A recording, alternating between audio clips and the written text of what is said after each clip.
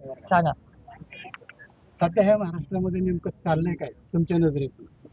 आता दुर्दैव आहे आणि मी खूप जड अंतःकरणातून म्हणते की दोन भागात आज महाराष्ट्र खरं तर वाटला गेला. एकीकडे प्रचंड राजकीय अस्थिरता, ज्या पद्धतीने पक्ष घरं फोडण्याचा एक उद्योग चाललाय तो एका बाजूला, आणि दुसऱ्या बाजूला इन्फ्रास्ट्रक्चर बद्दल सार्थ अभिमान असलेलं असं एक सरकार, ज्याच्या माध्यमातून तुम्ही बघताय तुमच्याच सगळ्या चॅनल्सवर सातत्याने दाखवतायत की झाडं पडतायत, ॲक्सिडेंट्स होत आहेत, आपण किती लोक गमावली आहेत. त्याचबरोबर इतिहासात कदाचित असं झालं नसेल, असं महाराष्ट्रातली नाही, भारतातली दोन शहरं महत्त्वाची, पुणे आणि मुंबई, ह्या दोन्हीमध्ये आज ना गाडी आहे ना ट्रेन आहे. म्हणजे तुम्ही विचार करा, इन्फ्रास्ट्रक्चर आणि पॉलिसी पॅरालिसिस झालाय, अशी दुर्दैव हे या राज्यात झालेलं आहे, आणि ह्याच्यात पूर्णपणे महाराष्ट्र भरडला जातो. नाही, एक तर पेपर फुटले, सगळे फुटले, पण आज तर मिसिंग लिंक सुद्धा फुटला. काय सांगा? नाही, मिसिंग लिंक बद्दल तुम्ही ट्विट बघितलं असेल. मला आठवतंय की मीच स्वतः अडकले होते ट्रॅफिकमध्ये, आणि तेव्हा माननीय मुख्यमंत्र्यांनी सांगितलं होतं की आज नंतर सुप्रिया सुळे कधीच मिसिंग लिंकमध्ये अडकणार नाही. आता मला माहिती नव्हतं मिसिंग लिंक बंदच होणार आहे, त्याच्यामुळे अडकायचा प्रश्नच येत नाही. पण मला आश्चर्य वाटतं की ज्या मिसिंग लिंकबद्दल एक व्हिडिओ आलाय माझ्याकडे आता, आणि मी पत्र लिहिणार आहे माननीय मुख्यमंत्र्यांना की माननीय मुख्यमंत्र्यांनी ह्याच्यावर एक पूर्णपणे इन्क्वायरी लावली पाहिजे. कारण का दोन गोष्टी झाल्या. एक तर त्यांचं म्हणणं आहे हा डिझाईन हा टेक्निकली कितीही पाऊस पडला आणि कितीही वारा असला तरी त्याच्यात डॅमेज होणार नाही, असं एक स्टेटमेंट सरकारकडून आले. आणि त्याचबरोबर आणि त्याच पार्श्वभूमीवर आज ज्या पद्धतीने तिथली स्लॅब कोलॅप झाली आहे का काय नक्की झालंय हे टेक्निकलच माणूस सांगू शकेल. पण पूर्णपणे लोकांच्या मनात भीती आहे. लोकांना मिसिंग लिंकमधून जायला भीती वाटते, असं अनेक लोक मला सकाळी पुण्यात म्हणाले की नक्की या इन्फ्रास्ट्रक्चरमध्ये चाललंय तरी काय. त्यामुळे लोक या सगळ्या प्रक्रियेमध्ये प्रचंड, हे जे प्रोजेक्ट झाले त्याच्यामध्ये कॉस्ट, म्हणजे जर एखादी गोष्ट पहिले 5 रुपयांनी सुरू झाली, त्याचं एस्केलेशन होऊन 10 आणि 15 रुपयाला हे प्रोजेक्ट झाले. त्यामुळे एकीकडे कॉस्ट एस्केलेशन, दुसरीकडे सुरक्षिततेबद्दल कुठलीच खबरदारी या सरकारने घेतलेली नाही. त्यामुळे सामान्य माणसाच्या जीवाची काही किंमत नाही राहिली या सरकारला. त्यांचे अध्यक्ष काय एखादी गाडीचा ॲक्सिडेंट झाला, झाड पडला म्हणून हसतायत. इतकं असंवेदनशील हे सरकार झालंय.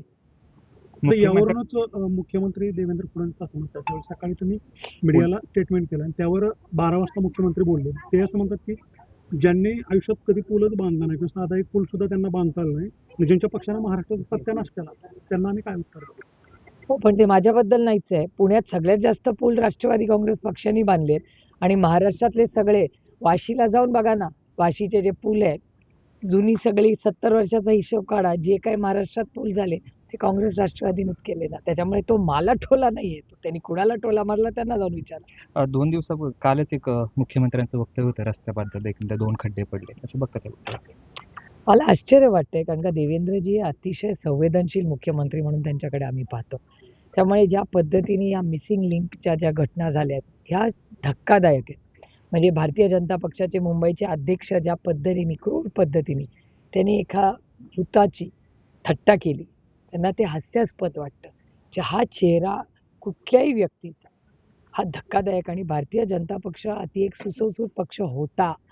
मी स्वतः त्यांच्याबरोबर अनेक वर्ष जवळून मी अटलजींची भाषणं, त्यांच्या मनातली अनेक वेळाची अस्वस्थता, अटलजी असतील, अडवाणीजी असतील, हे सगळी पाहिलेली आहेत. त्यांची भाषणं आपण सगळ्यांनी ऐकलेली आहेत. काय झालंय म्हणजे तुम्ही विचार करा, ज्या रामाच्या मंदिरासाठी या सगळ्यांनी एवढे कष्ट केले, कष्टांची एवढा मोठा संघर्ष केला, आणि आमच्या सगळ्यांसाठी, इथे उपस्थित सगळ्यांसाठीच अयोध्या हे श्रद्धेचं स्थान आहे.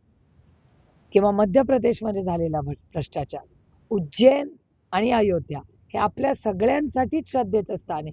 त्या श्रद्धेच्या स्थानामध्ये भ्रष्टाचार जर होत असेल, मर्यादा पुरुषोत्तम राम, जे ज्यांनी आपल्याला मर्यादा ठेवायला शिकवलं, असं मर्यादा पुरुषोत्तम रामाच्या देवळामध्ये तुम्हीच दाखवले आम्हाला व्हिडिओ. आम्हाला काय माहिती उत्तर प्रदेशमध्ये काय चाललंय? आम्ही आपली इंदापूर, दौंड, बारामती फिरणारी लोक, आम्ही इथे बसलोय आमचे सुख दुःख एकामेकाला सांगत. इथे शेतकऱ्यांवर एवढा अन्याय होतोय, एवढे मोठे तुम्ही बघताय शेतकऱ्यासाठी आंदोलन रोहित रोज करतोय, किती जणांनी जीव दिलाय, आत्महत्या केल्या आहेत शेतकऱ्यांनी. अशा परिस्थितीत एकीकडे महाराष्ट्र आहे आणि दुसरीकडे राम लल्ला, मर्यादा पुरुषोत्तम रामाचे इथे तुम्ही व्हिडिओ दाखवले तुमच्या चॅनलवर, की त्या चॅनलमध्ये कोणीतरी इथे पैसे लपवतोय, कोण चांदी लपवतोय. अतिशय लाजिरवाणी आणि गलिच्छ आहे हे जे चाललंय आणि याची इन्क्वायरी झाली पाहिजे. आम्ही सगळेच मिळून, मी इंडिया अलायन्सच्या मीटिंगमध्ये सगळ्याच आमच्या घटक पक्षांना विनंती करणार आहे की अयोध्या ते उज्जैन आमच्यासाठी श्रद्धेचं स्थान आहे. या श्रद्धेच्या स्थानामध्ये जर भ्रष्टाचार होणार असेल तर असल्या पापी लोकांना फाशीची शिक्षा दिली पाहिजे, ही माझी मागणी. सरन्यायाधीशांना तुम्ही पत्र लिहिलं आहे का इंडिया आघाडीच्या नेत्यांनी? काय संदर्भ आहे त्याचा? नाही, आमचं म्हणणं आहे की ज्या चुकीच्या गोष्टी झाल्यात किंवा वेस्ट बेंगॉलमध्ये ज्या घटना झाल्या त्या सगळ्या आम्हाला योग्य वाटत नाहीत. त्याच्यासाठी आम्ही सगळ्यांनी मिळून पत्र लिहिलेलं आहे. त्याचबरोबर इंडिया अलायन्समध्ये 20 तारखेला सेशन सुरू होणार आहे. पहिली चर्चा आम्ही मागणार ती राम लल्लाच्या मंदिरात झालेला भ्रष्टाचार. मला अजून माननीय मोदीजींचं भाषण आठवतं, न खाऊंगा न खाने दूंगा. तेव्हा काँग्रेस राष्ट्रवादी वाईट होती, त्यातले अर्धे आता तिकडेच आहेत. आणि आरोप करताना मला एक प्रश्न अतिशय प्रांजळपणे विचारायचा आहे की तुम्ही आरोप आमच्या नेत्यांवर केले, आज ते तुमच्या बाजूने तुम्ही क्लीन शीट दिली, म्हणजे मग आमचे भ्रष्टाचारी होते का नव्हते? जर होते तर तुम्ही का नाही शिक्षा दिली? आणि जर नव्हते तर तुम्ही आमच्या नेत्यांवर खोटे नाटे आरोप का केले? ह्याचं उत्तर त्यांना द्यावं लागेल. हा पहिला मुद्दा. आणि दुसरा मुद्दा, जे व्हिडिओ पैसे काढतानाचे मर्यादा पुरुषोत्तम रामांच्या मंदिरात अयोध्येत दिसले किंवा उज्जैनमध्ये माननीय मुख्यमंत्र्यांवर आरोप झाले की त्यांनी जमिनी लाटल्या, याचं उत्तर भारतीय जनता पक्ष आणि त्याच्या नेतृत्वाला द्यावंच लागेल. पश्चिम बंगाल मधले खासदार फुटलेले आहेत, महाराष्ट्रातले खासदार, या संदर्भात कशा पद्धतीने सरकारला जाब विचारणार आहे? मी तुम्हाला सांगू का, या फुटाफुटीवर मी काय बोलणंच सोडून दिले. कारण का काही म्हणजे लोकच आता भेटतात आणि माझ्या व्हॉट्सॲपवर एक जोक आपल्याच एका कार्यकर्त्याने पाठवलाय. एक माणूस जातो, एक महिला जाते दुकानामध्ये आणि ती 6 अंडी विकत घेते. ती एका पिशवीत तो टाकतो आणि ती त्या दुकानदाराला विचारते की हे काय, ही 6 अंडी फुटणार तर नाहीत ना मी घरी जाईस्तोवर? त्याच्यावर तो दुकानदार म्हणतोय काय आमदार खासदार नाही आहेत फुटायला. म्हणजे हे तुम्हाला जोक वाटतोय, मला खरंच तुम्हाला हसण्यावारी आहे, मला हे अस्वस्थ करणारा जोक होता. आम्ही इमानदार लोक होतो, मतभेद जरूर असावे आणि लोकांना पक्ष बदलायचाही अधिकार आहे, मतं बदलायचा अधिकार आहे. पण आमचं म्हणणं आहे तो फक्त आणि फक्त भारतरत्न डॉक्टर बाबासाहेब आंबेडकरांच्या संविधानाच्याच चौकटीत व्हावा, एवढीच अपेक्षा आहे. एखाद्याने पक्ष बदलला, ठीक आहे ना, तो अधिकार आहे ना त्याला. पण ज्या पद्धतीने पक्ष फोडले जातात, खोटे नाटे आरोप केले जातात, ice, income tax, CBI, ED लावलं जातं, कसं आहे यार? तुम्ही विचारा ना, मला विचारू नका, मी तर त्या प्रक्रियेचा एक भाग आहे. तुम्ही सामान्य भारतीय जो टॅक्स भरतो, जो इमानदार आहे, त्यांना विचारा की त्यांची मतं काय आहेत. शेतकरी कर्जमाफीची वाट बघतोय, पण सरकारकडून सातत्यानं डेडलाईन चुकले जाते. 8 महिने हे सरकार सांगत होतं की 30 जूनला कर्जमाफी करू, 30 जून शेवटची तारीख आहे. आता 5 जुलै दिली, 5 जुलै दिली. आता इन्कम टॅक्सचा मुद्दा पुढे केला जातो की शेतकऱ्यांना इन्कम टॅक्स आधी चेक करतोय. तर काय वाटतंय सरकारच्या भूमिकेकडे कर्जमाफीच्या? ही फसवी कर्जमाफी आहे. आदरणीय पवार साहेबांनी कधी तारीख पे तारीख दिली नाही.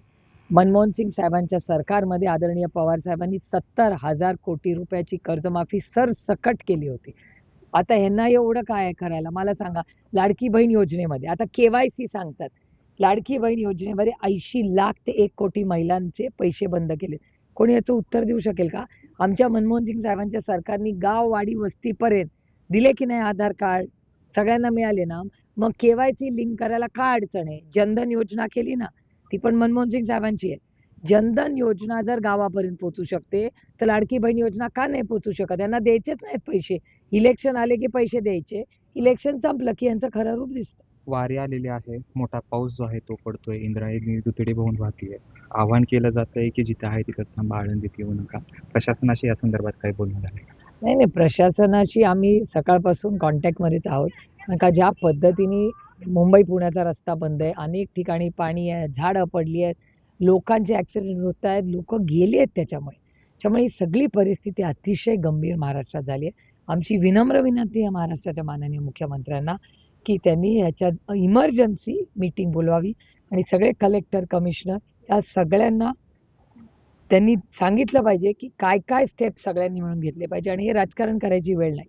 ही माणसं कोणी अडचणीत अडकू नये ह्याच्यासाठी प्रयत्न एकत्रपणे करायची वेळ आहे. प्रत्येकजण तुम्ही म्हणताय राजकारण करायची वेळ नाही, सत्ताधारी म्हणतात राजकारण करायची वेळ. नेमकं राजकारण कोण करते? राजकारण हे बघा, जेव्हा भाषणं होतात ना सत्ताधाऱ्यांची किंवा पक्षफोडी, घरफोडी, त्याच्यात इतकी व्यस्त असतं ना या सरकारला, की यांना प्रशासनात वेळच नाही. तुम्ही बघा ना, ह्या सगळ्या पाण्याच्या प्रक्रियेत किंवा या महिलांचे प्रश्न असतील, शेतकऱ्यांचे प्रश्न असतील किंवा इन्फ्रास्ट्रक्चरचे प्रश्न असतील, ह्याच्यात भ्रष्टाचार होतोय असं वारंवार यांनी तर सांगा, येतं सगळं. यांनी राम मंदिर पण नाही सोडलं.